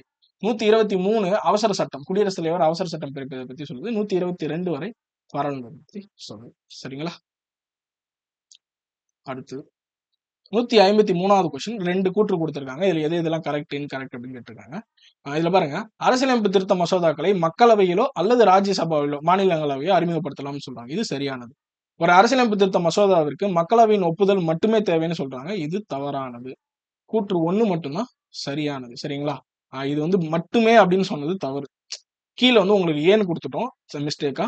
ஆப்ஷன் சி தான் வந்து கரெக்ட். So 153 C மாத்திக்கோங்க. அடுத்து, யூனியன் பிரதேசங்களுக்கு மக்களவைக்கு அதிகபட்ச பிரதிநிதித்துவம் எவ்வளவாக இருக்க முடியும்? 20. இப்பதான் நம்ம சொன்னோம். 31வது சட்ட திருத்தம் படி 25ல இருந்து 20ஆ மாத்திட்டோம். இப்ப வந்து 20 பேரு யூனியன் பிரதேசங்களோட சட்டமன்றங்கள்ல இருந்து நம்ம லோக்சபாக்கு வராங்க. சரிங்களா? ஸோ யூனியன் பிரதேசங்கள் சார்பா லோக்சபாக்கு வராங்க. ஓகேங்களா? அடுத்து 155 ஆர்டிகல் 120 ரொம்ப ரொம்ப இம்பார்ட்டன்ட். இந்திய அரசியலமைப்பின் பிரிவு 120 எதை பத்தி சொல்லுதுன்னு கேக்குறாங்க. லாங்குவேஜஸ் யூஸ்டு இன் பார்லிமெண்ட், நாடாளுமன்றத்தில் பயன்படுத்தப்படும் மொழி. ஓகேங்களா? அதை பத்தி சொல்லுது. இதுல என்ன சொல்லியிருப்பாங்கன்னா, இங்கிலீஷ் ஆர் ஹிந்தி அல்லது வேற எந்த மொழி வந்து உங்களுக்கு தேவையோ அதை வந்து சபாநாயகர் ஏற்படுத்தி தருவார் அப்படின்னு சொல்லுவாங்க. எல்லாரும் ஹெட்செட் போட்டிருப்பாங்க. நீங்க பாத்தீங்கன்னா, தமிழ்ல ஒருத்தர் பேசினாலும் பேசலாம். அவர் பேசினார்னா அங்க வந்து டிரான்ஸ்லேட் பண்ணுவாங்க. எல்லாருக்கும் அவங்களுக்கு என்னென்ன லாங்குவேஜ், சப்போஸ் ஒரு சில பேருக்கு இங்கிலீஷ் தெரியும், ஒரு சில பேருக்கு ஹிந்தி தெரியும், எல்லாமே அந்த மைக்ல கனெக்ட் பண்ணிடுவாங்க. அதை அப்படியே லைவா டப் பண்ணுவாங்க. எல்லாரும் புரிஞ்சுப்பாங்க. 156வது, ஒரு புது மாநிலத்தை உருவாக்கணும் அப்படின்னா அதுக்கு வந்து எந்த மாதிரியான மசோதாவை நிறைவேற்றணும், எங்க நிறைவேற்றணும்னு கேக்குறாங்க. Simple majority in parliament, ratification by not less than 2/3 of the state. பாராளுமன்றத்துல எளிய பெரும்பான்மையாலும் மாநிலங்களில் 3/2 பங்குக்கும் குறையாத ஒப்புதலாலும் நிறைவேற்றப்படலாம் சொல்றாங்க. இது தவறு. ஜெனரலா சொல்லணும்னா சிம்பிள் மெஜாரிட்டி இன் பார்லிமெண்ட் தான் சரி. பாராளுமன்றத்தோட எளிய பெரும்பான்மை. இதனாலதான் தமிழ்நாட்டை வந்து கொங்கு நாடாவும் இன்னொரு நாடாவும் பிரிக்க போறோம், வடநாடாவும் பிரிக்க போறோம் அப்படின்னு சொல்லிட்டு ஒரு பிரச்சனை எழுந்துச்சு. எப்பன்னா கரெக்டா இந்த பிஜேபி கவர்மெண்ட் வந்த புதுசு 2019 கரெக்ட் 2020 2019 2020ல அது என்ன பிரச்சனை அப்படின்னா, சாரி 2024ல அது என்ன பிரச்சனை அப்படின்னா, பொலிட்டிக்கல் இஷ்யூனால சொல்றாங்க அப்படின்னு சொல்லியிருந்தாங்க. அதுல தமிழ்நாடு கவர்மெண்டால ஒண்ணுமே பண்ண முடியாது. ஏன் அப்படின்னா, ஜஸ்ட் சிம்பிள் மெஜாரிட்டில என்ன பண்ணலாம் அப்படின்னா, அவங்க தமிழ்நாட்டை 2ஆ பிரிச்சிடலாம். 2ஆ பிரிச்சு 2 மாநிலமா உருவாக்கிடலாம். சரிங்களா? அதனாலதான் வந்து பயந்தாங்க நம்ம தமிழ்நாட்டுல. ஸோ பாராளுமன்றத்தோட எளிய பெரும்பான்மையால் பிரிக்கணும். ஸோ நம்ம பெரும்பான்மையை பத்தி உங்க எல்லாருக்கும் தெரியும். எதுக்கும் ஒரு டைம் ரீகால் பண்றேன். எளிய பெரும்பான்மை, அடுத்து சிறப்பு பெரும்பான்மை. சிறப்பு பெரும்பான்மை மற்றும் 50% மாநிலங்களின் ஒப்புதல். இந்த 3 விஷயம் நம்ம படிப்போம். எளிய பெரும்பான்மைனா என்ன சார் அப்படின்னா, சிம்பிளா சொல்லணும்னு வைங்களேன், நம்ம வந்து ஒரு அவையை நடத்துறதுக்கு லோக்சபால எவ்வளவு மெம்பர் தேவை? 55. இந்த 55 பேர் வந்துட்டாங்கன்னு வைங்களேன், லோக்சபாவை நடத்திடலாம். சப்போஸ் நம்மளுக்கு வந்து 60 பேர் இருக்காங்கன்னு வைங்களேன், 60 பேர் வந்துட்டாங்க. நம்ம வந்து ஒரு புது மாநிலத்தை உருவாக்குறதுக்காக ஒரு சட்டத்தை கொண்டு வரோம் அப்படின்னா, அந்த சட்டத்துக்கு எவ்வளவு பேர் ஓட்டு போட்டா நம்மளுக்கு வந்து சக்சஸ் அப்படின்னா, 2/3 of the member present and voting. அப்ப இந்த 60 பேர்ல வந்து ஒரு 50 பேர் ஓட்டு போடுறாங்கன்னு வைங்களேன், 50 இன்ட்டு 2/3 இதுல எவ்வளவு வேல்யூ வருதோ அதை வந்து நம்மளுக்கு கிடைச்சாலே போதும். அது வெறும் 34 பேர் ஓட்டு போட்டாலே போதும், நம்ம அந்த பில்லை பாஸ் பண்ணிடலாம். இதுதான் எளிய பெரும்பான்மை. இந்த சிறப்பு பெரும்பான்மை என்ன சார் அர்த்தம் அப்படின்னா, இங்க வந்து ஒரு டிஃபரெண்ட் இருக்கு. பாருங்க, சிறப்பு பெரும்பான்மைனா 2 கண்டிஷன் வந்து நிறைவேற்றணும். முதலில் குறைந்தபட்சம் 50% மொத்த நபர்களோட வருகை. அதுக்கப்புறம் வந்து பாத்தீங்க அப்படின்னா 2/3 மெம்பர் வந்து வாக்களிப்போர், பிரசன்ட் அண்ட் ஓட்டிங்.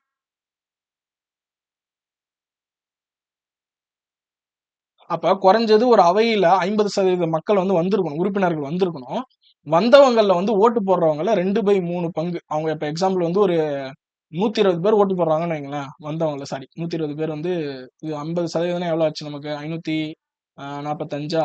இதுல பாதி ஒரு 280ன்னு வைங்களேன், ஒரு 300 பேர் வந்திருக்காங்க அப்படின்னா, 300 பேர்ல யார் யாரெல்லாம் ஓட்டு போட, இப்போ ஒரு 20 பேர் ஓட்டு போடவே வரல, ஒரு 280 பேர் ஓட்டு போட வராங்கன்னு வைங்களேன், அதுல ஓட்டு போட்டவங்கல 2/3 பங்கு எஸ்ன்னு சொல்லியிருக்கணும் அந்த மசோதாவுக்கு. அப்பதான் வந்து அது சிறப்பு பெரும்பான்மை அப்படின்னு நம்ம சொல்லுவோம். அப்ப இந்த கண்டிஷன் இங்க பாருங்க, வெறும் 55 பேர் இருந்த போதும், இங்க ஆனா 50% குறைந்தபட்சம் இருக்கும்.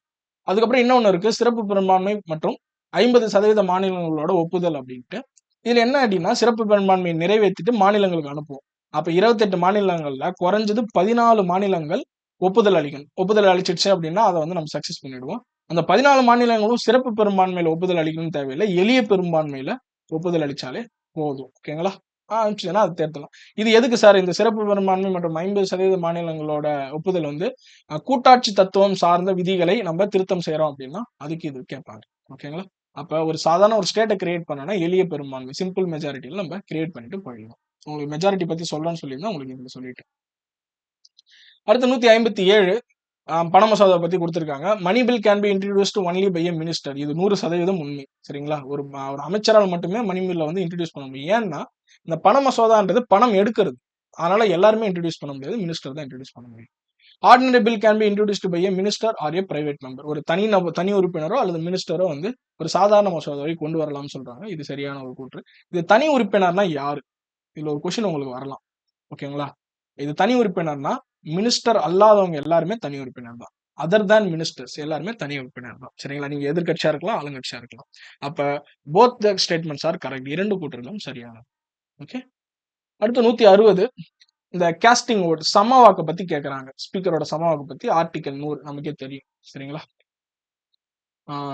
அடுத்து இதுல வந்து உங்களுக்கு மீதி எல்லாம் வேணா தெரிஞ்சுக்கோங்க. 102 எதை பத்தி சொல்லுது? டிஸ்குவாலிஃபிகேஷன். தகுதி இடைநீக்கம் பத்தி சொல்லுது. ஓகேங்களா? ஸோ அது மாதிரி இந்த ஆர்டிகல்லாம் கொஞ்சம் கொஞ்சம் தெரிஞ்சு வச்சுக்கோங்க. அடுத்து 59 159 அரசியலமைப்பை திருத்த முயலும் ஒரு மசோதாவிற்கு நாடாளுமன்றத்தின் இரு அவைகளிலும் எளிய பெரும்பான்மை தேவை. அரசியலமைப்பை திருத்த மசோதாவை மக்களவை மற்றும் மாநிலங்களில் இரண்டும் தனித்தனியாக அங்கீகரிக்க வேண்டும்.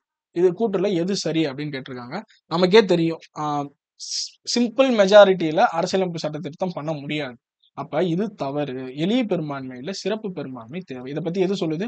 ஆர்டிகல் 368 368 நம்மளுக்கு எதை பத்தி சொல்லுது? நம்மளோட அரசியலமைப்பின் சட்ட திருத்தங்களை பத்தி ஆர்டிகல் 368 சொல்லுது. இப்ப அரசியலமைப்பு திருத்த மசோதாவை மக்களவை மற்றும் மாநிலங்களவை இரண்டும் தனித்தனியாக அங்கீகரிக்க வேண்டும் சொல்றாங்க. இது ஒரு சரியான கூற்று. அப்ப 1 தவறு, 2 மட்டுமே ஒரு சரியான கூற்று. ஓகேங்களா? அடுத்து 160 ஆண்டு நிதிநிலை அறிக்கை வரவு செலவு திட்டம் இருக்குல்ல, annual finance statement or budget, இதை பத்தி சொல்லக்கூடியது எந்த விதின்னு கேக்குறாங்க. நமக்கே தெரியும் 112 112வது விதி. ஓகே.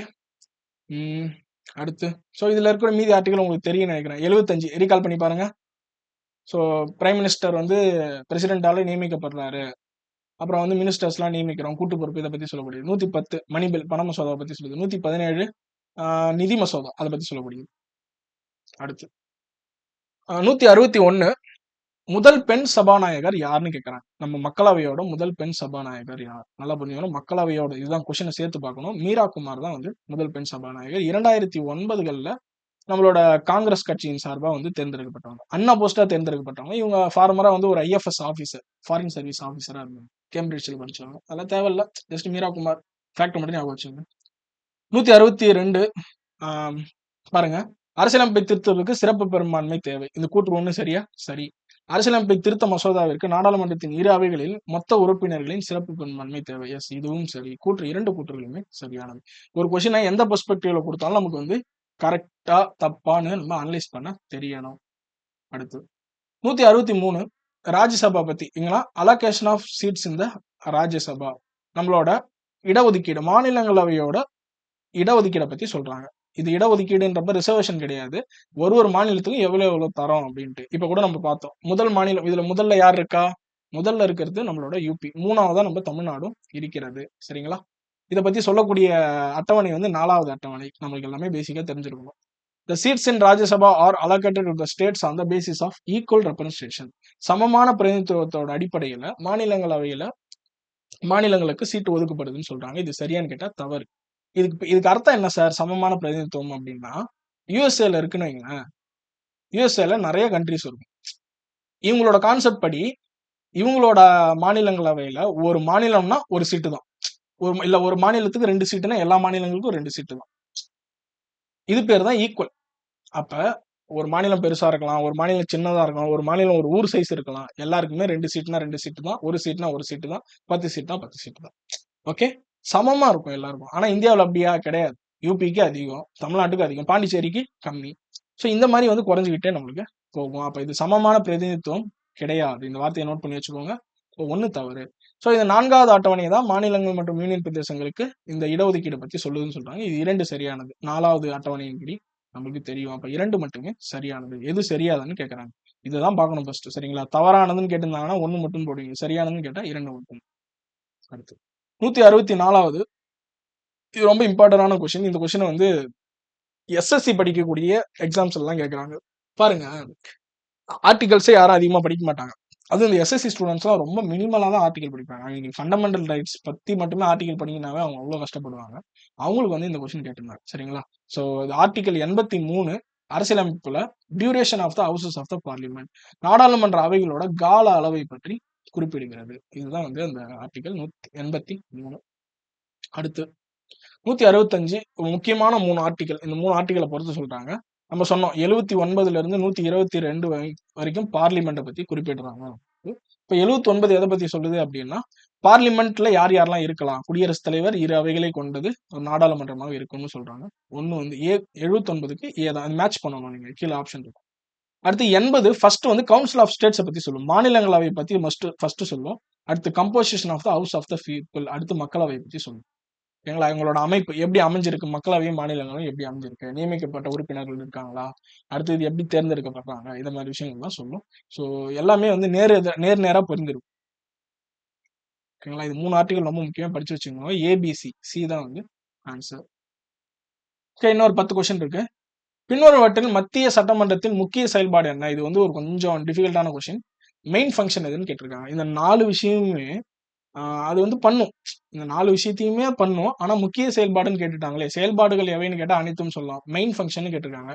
டு எனாக்ட் லா, அதாவது லெகிஸ்லேச்சர், இந்த சட்டமன்றம் அப்படின்னு ஒரு வார்த்தைய பார்த்துட்டாலே அதோட முதல் பணி மற்றும் முக்கியமான பணி என்ன? சட்டம் இயற்றுது. சட்டம். அதனால தான் அது பேர் சட்டமன்றம். சட்டங்களை இயற்றுவதால தான் அது பேர் சட்டத்தை மன்றம், சட்டமன்றம். அப்ப சட்டங்களை இயற்றுவது தான் இதோட முதன்மையான பணி. சரிங்களா?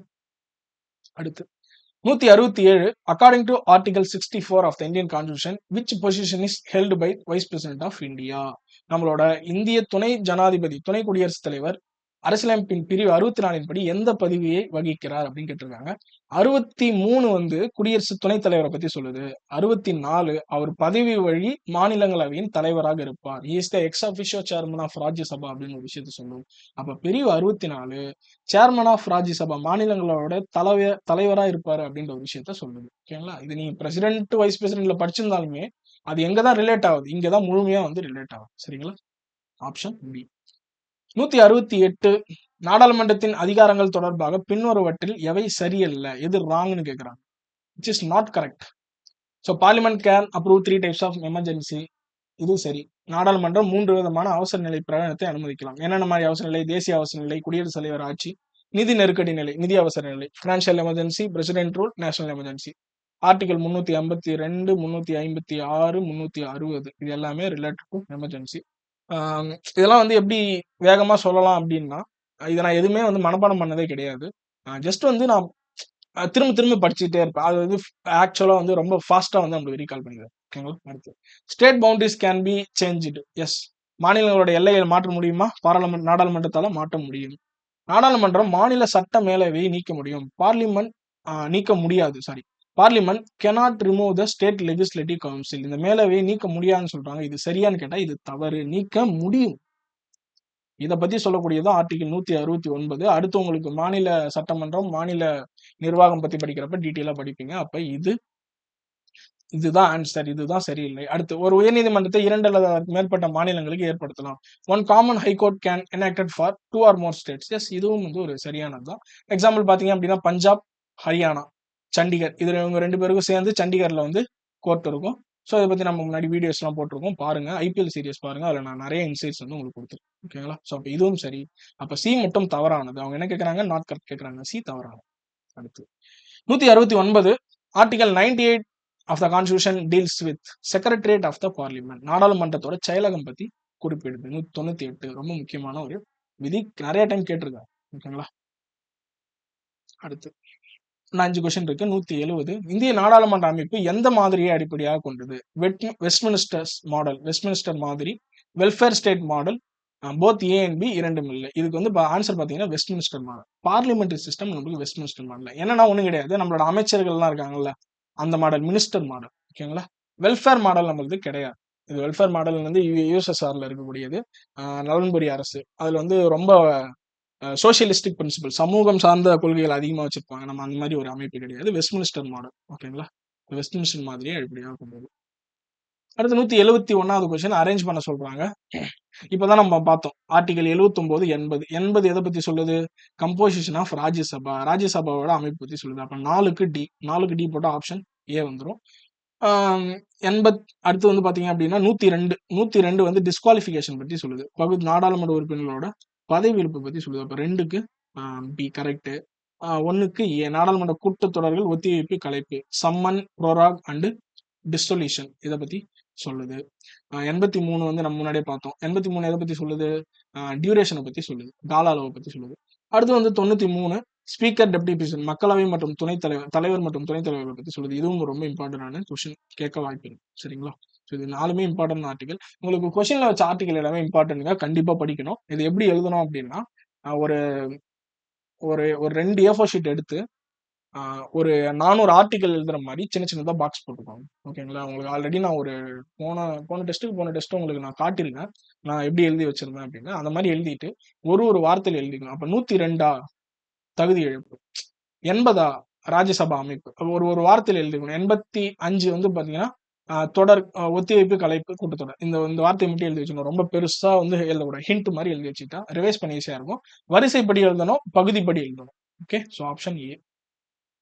172 82 of the Indian constitution provides for இது ரொம்ப ரொம்ப முக்கியமானது. இப்ப இருக்கக்கூடிய கரண்ட் ட்ரெண்டுக்கு இந்த கொஸ்டின் கண்டிப்பா கேட்கும். Delimitation of the parliamentary constituencies நாடாளுமன்ற தொகுதிகளோட எல்லையை நிர்ணயம் செய்யறது.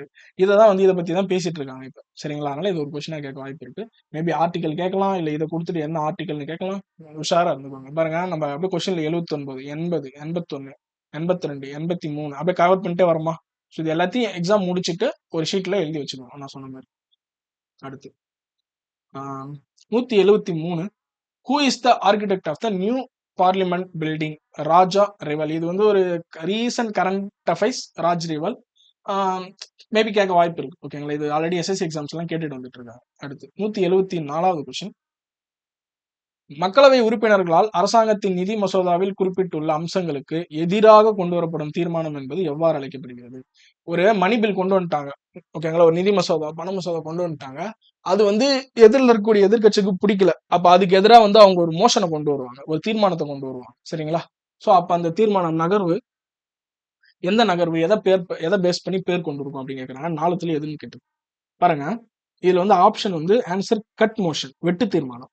இந்த வெட்டுனா அவங்க கொண்டு வந்திருக்காங்க, ஒரு 500 கோடி கொண்டு வராங்கன்னு வைங்களேன். அந்த வெட்டு தீர்மானத்தின்படி இதை குறைக்கணும் அப்படின்னு சொல்லுது. கட் பண்ணுங்க, 500 தேவையில்ல, ஒரு 100 கட் பண்ணுங்க, 200 கட் பண்ணுங்கன்னு சொல்றது இந்த வெட்டு தீர்மானம். சரிங்களா?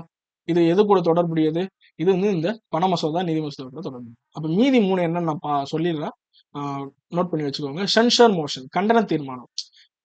ஒரு அமைச்சர் சரியா செயல்படல அப்படின்னா அவருக்கு எதிராக நம்ம கண்டனம் தெரிவிக்கிறது, இல்ல அரசுக்கு எதிராக கண்டனம் தெரிவிக்கிறது. இந்த விஷயத்துல நீங்க எடுத்த நடவடிக்கைகள் தவறு அப்படின்னு சொல்றது கண்டன தீர்மானம். காலிங் அட்டென்ஷன் மோஷன், கவனம் ஈர்ப்பு தீர்மானம். இது பேர்ல இருக்கு. ஒரு பெரிய பிரச்சனை போயிட்டு இருக்கு, பாராளுமன்றம் கூடிடுச்சு, ஆனா அதை பத்தி பேச மாட்டாங்கன்னு வைங்களேன். அதை பத்தி பேசுங்க அப்படின்னு சொல்லி நம்ம அவங்களோட கவனத்தை ஈர்க்கிறது தான் கவனம் ஈர்ப்பு தீர்மானம் அப்படின்னு சொல்லுது. அடுத்து விவாத நிறுத்த தீர்மானம், க்ளோஷர் மோஷன். ஒரு விஷயத்தை பத்தி நம்ம டிஸ்கஸ் பண்ணிட்டே இருக்காங்க பாராளுமன்றத்துல, எதிர்த்தரப்பு பேசிட்டே இருக்காங்க, ஒரு 5 மணி நேரம் 6 மணி நேரம் பேசிட்டே இருக்காங்கன்னு வைங்களேன். எப்ப விவாதம் போதும், இதுல நீங்க கடைசியா இந்த விவாதத்துல என்ன முடிவு எடுக்கலாம்னு சொல்றீங்க, ஆமாவா இல்லையா, இல்ல வந்து என்ன பண்ணலாம் அப்படின்னு கேக்குறாங்கன்னா அது பேர் தான் க்ளோஷர் மோஷன். இந்த விவாதத்தை நிறுத்தி முடிவுக்கு வாங்க அப்படின்னு சொல்லக்கூடியது. சரிங்களா? அப்ப இந்த கொஸ்டினுக்கான ஆன்சர் டி. இது 3த்தையும் நீங்க நோட் பண்ணி வச்சுக்கணும். கண்டிப்பா கொஸ்டின்ல கேட்பாங்க. அடுத்து 175வது கொஸ்டின் அவசர நிலையின் போது மக்களவையின் பதவி காலத்தை டேஷ் நீட்டிக்க முடியும்? The term of the Lok Sabha can be extended during emergency by dash at a time. 175வது கொஸ்டின். ஓகேங்களா? இது எத்தனை மாசம் நம்ம எல்லாருக்குமே தெரியும், 6 மாசம் வந்து நீட்டிக்க முடியும். 6 months at a டைம் வந்து பாத்தீங்கன்னா ஒன்னொன்னா வந்து நீட்டிச்சுட்டே வந்து நீங்க போகலாம். ஓகேங்களா? So term of the Lok Sabha 6 மாசம் வரைக்கும் நீட்டிக்க முடியும். இதுல வேற என்னென்ன உங்களுக்கு நான் முக்கியமா படிக்க சொல்லணும் அப்படின்னா, நீங்க வந்து எல்லார பத்தியும் படிச்சுட்டீங்க. அவங்க எல்லாரையும் ஒரு வரிசைப்படுத்தி ஒரு நோட்ஸா எழுதி வச்சுக்கோங்க தயவு செஞ்சு. இது எல்லாமே மறக்கக்கூடியது. நம்ம படிச்ச டெஸ்ட் எல்லாம் ஞாபகம் இருக்கிற மாதிரி இருக்கும். ஒரு 2-3 டேஸ் போச்சுனாலே நமக்கு ஃபேட் அவுட் ஆகும். பாலிட்டி சப்ஜெக்டே அப்படிதான். ஈவன் எனக்குமே நம்மளுக்கு எல்லாமே தெரியும். ரொம்ப நாள் கழிச்சு அந்த சப்ஜெக்ட் பாக்குறப்ப கன்ஃபியூஷன் வரும். இதுவா ஆப்ஷன் ஏஆர்பி அப்படின்னு மாதிரி கன்ஃபியூஷன் வரும். அந்த கன்ஃபியூஷன் இருக்கக்கூடாதுன்னா பாலிட்டியை பொறுத்த வரைக்கும் நோட்ஸை ப்ரிப்பேர் பண்ணுங்க. நோட்ஸ் ப்ரிப்பேர் பண்ணி கையில வச்சுக்கோங்க, ரிவைஸ் பண்ணுங்க. அவ்வளவுதான். ஒரு ஒரு வீக்லி ஒன்ஸ் உங்ககிட்ட இருக்கிற நோட்ஸ் ரிவைஸ் பண்ணுங்க. ஓகே, நான் வீக்லி ஒன்ஸ் ஓகே ஒரு 2 ஹவர்ஸ் பாலிட்டி ரிவிஷன் தனியாக எடுத்து வச்சிருங்க. ஏன்னா இது நல்ல ஒரு கொஷின்ஸ் நீங்கள் கொடுக்கக்கூடிய சப்ஜெக்ட். நம்ம ஷோரா எக்ஸாம் ஹாலில் உட்காந்து போடலாம், இதுதான் ஆன்சர் நம்ம போட்டுட்டு வரலாம். அப்போ வந்து எக்ஸாமில் நம்ம எக்ஸாம் ஹால்குள்ளே நம்ம சைக்காலஜிக்கலாக நம்ம ஸ்ட்ராங்காக ஆகணும்னா இந்த பாலிட்டி கொஷின்ஸ் எல்லாத்தையுமே நீங்கள் கண்டிப்பாக போட்டாகணும். இது வரைக்கும் நம்ம அரௌண்ட் ஒரு 300 கொஷின்ஸ் வந்து சக்ஸஸ்ஃபுல்லாக நம்ம முடிச்சிட்டோம். ஓகேங்களா, 4 டெஸ்ட்டு 75x4 300 கொஷின்ஸ் முடிச்சிட்டோம். ஓகேங்களா, ஸோ கங்க்ராச்சுலேஷன்ஸ் டு ஆல். இந்த கொஷின்ஸ் எல்லாத்தையும் கண்டினியூஸாக பாருங்க. இதோட வந்து நம்மளுக்கு ரொம்ப இம்பார்ட்டன்ட் ஏரியாஸ் ஒரு ஏரியாஸ்லாம் கவர் பண்ணிட்டோம். அடுத்த ஸ்டேட் இருக்கு, இன்னும் ஜுடிஷியரி இருக்கு, அங்கெல்லாம் இன்னும் நிறைய பார்க்க வேண்டியது இருக்கு. அப்போ இந்த ஒரு 675 கொஸ்டின் சொல்லியிருக்கேன் பார்த்தீங்களா, இது ஒரு ஃபுல் டிஸ்கஷன் பார்த்தீங்கன்னாலே ஷோரா அவ்வளோதான். இதுக்கப்புறம் உங்க லைஃப் டைம்ல பாலிட்டியை வந்து ஆட் ஆன் மட்டும் தான் பண்ணுவீங்க, இது எல்லாமே உங்களுக்கு தெரிஞ்ச மாதிரி இருக்கும். ஓகேங்களா, so until then happy reading. எல்லாம் நல்லா படிங்க. அடுத்த டெஸ்ட்டுக்கான போர்ஷன்ஸ் வந்து உங்களுக்கு தெரியும், நல்லா படிங்க. மாநில சட்டமன்றம் நிர்வாகம் பற்றி என்னென்ன ஒரு விஷயம் சொல்கிறேன். பார்லிமெண்ட்டையும் மாநில சட்டமன்றத்தையும் ஒப்பிட்டு படிங்க. இப்போ இது நீங்க படிச்சிட்டீங்களா? ஸோ இது வந்து எக்ஸாம்பிள். இங்க பண மசோதா போட்டோம் அப்படின்னா 14 நாள். அப்ப இங்க எத்தனை நாள்? இங்க சாதாரண மசோதாவை இங்க 6 மாசம் வரைக்கும் அப்படியே வச்சிருக்கலாம். பெண்டிங்ல வச்சா டெட்லாக் ஆகும். அப்ப இங்க வச்சிருந்தா அந்த டெட்லாக்னு ஒண்ணு இருக்கா? 108 கூட்டத்தொடர், கூட்டத்தொடர் வந்து மாநிலங்களவைக்கு இருக்கா? அப்புறம் தமிழ்நாட பத்தின ஸ்பெஷல் கேஸ், தமிழ்நாட்டோட ரிலேட்டட் சட்டங்கள், இதெல்லாம் அப்படியே கொஞ்சம் அப்படியே படிச்சுட்டே வரீங்களா? அப்படியே ஏதோ பேரலா படிச்சுட்டு வாங்க, உங்களுக்கு ரொம்ப ஈஸியா இருக்கும். அடுத்து கவர்னர் பத்தி, ஏன்னா கவர்னர் பத்தின கொஸ்டின் பாலிட்டினாவே கவர்னர் பத்தின கொஸ்டின் நிறைய இருக்கு. ஏன்னா நம்ம ஸ்டேட் கவர்மெண்ட் எக்ஸாம் தானே எழுதுறோம், நமக்கு நிறைய கவர்னர் பத்தின கொஸ்டின் வந்து வருது. இப்போ ரீசெண்டா நிறைய கான்ட்ரவர்சியான கொஸ்டின்ஸ் கூட வந்துச்சு. ஸோ தட் அதனால வந்து பேரலா வச்சுட்டு படிங்க. ஆர்டிகல்ஸ் எல்லாமே நல்லா எழுதி பாருங்க. நீங்க வந்து பார்லிமெண்ட் ஆர்டிகல் படிக்கலாம் கூட ஓகே, ஆனா மாநிலங்கள் தொடர்பான ஆர்டிகல் விதிகள் கண்டிப்பா படிக்கணும். நம்மளுக்கு அதை டைரக்டா வந்து கொஸ்டின்ல கேட்கறாங்க. சரிங்களா, ஸோ எல்லாம் நல்லா படிங்க. Until then happy reading. வேற ஏதாவது டவுட்ஸ் இருந்துச்சு அப்படின்னா கமெண்ட் செக்ஷன்ல தெரிவிங்க. உங்களோட ஃப்ரெண்ட்ஸ் எல்லாருக்கும் இந்த வீடியோ வந்து ஷேர் பண்ணுங்க. தேங்க்யூ.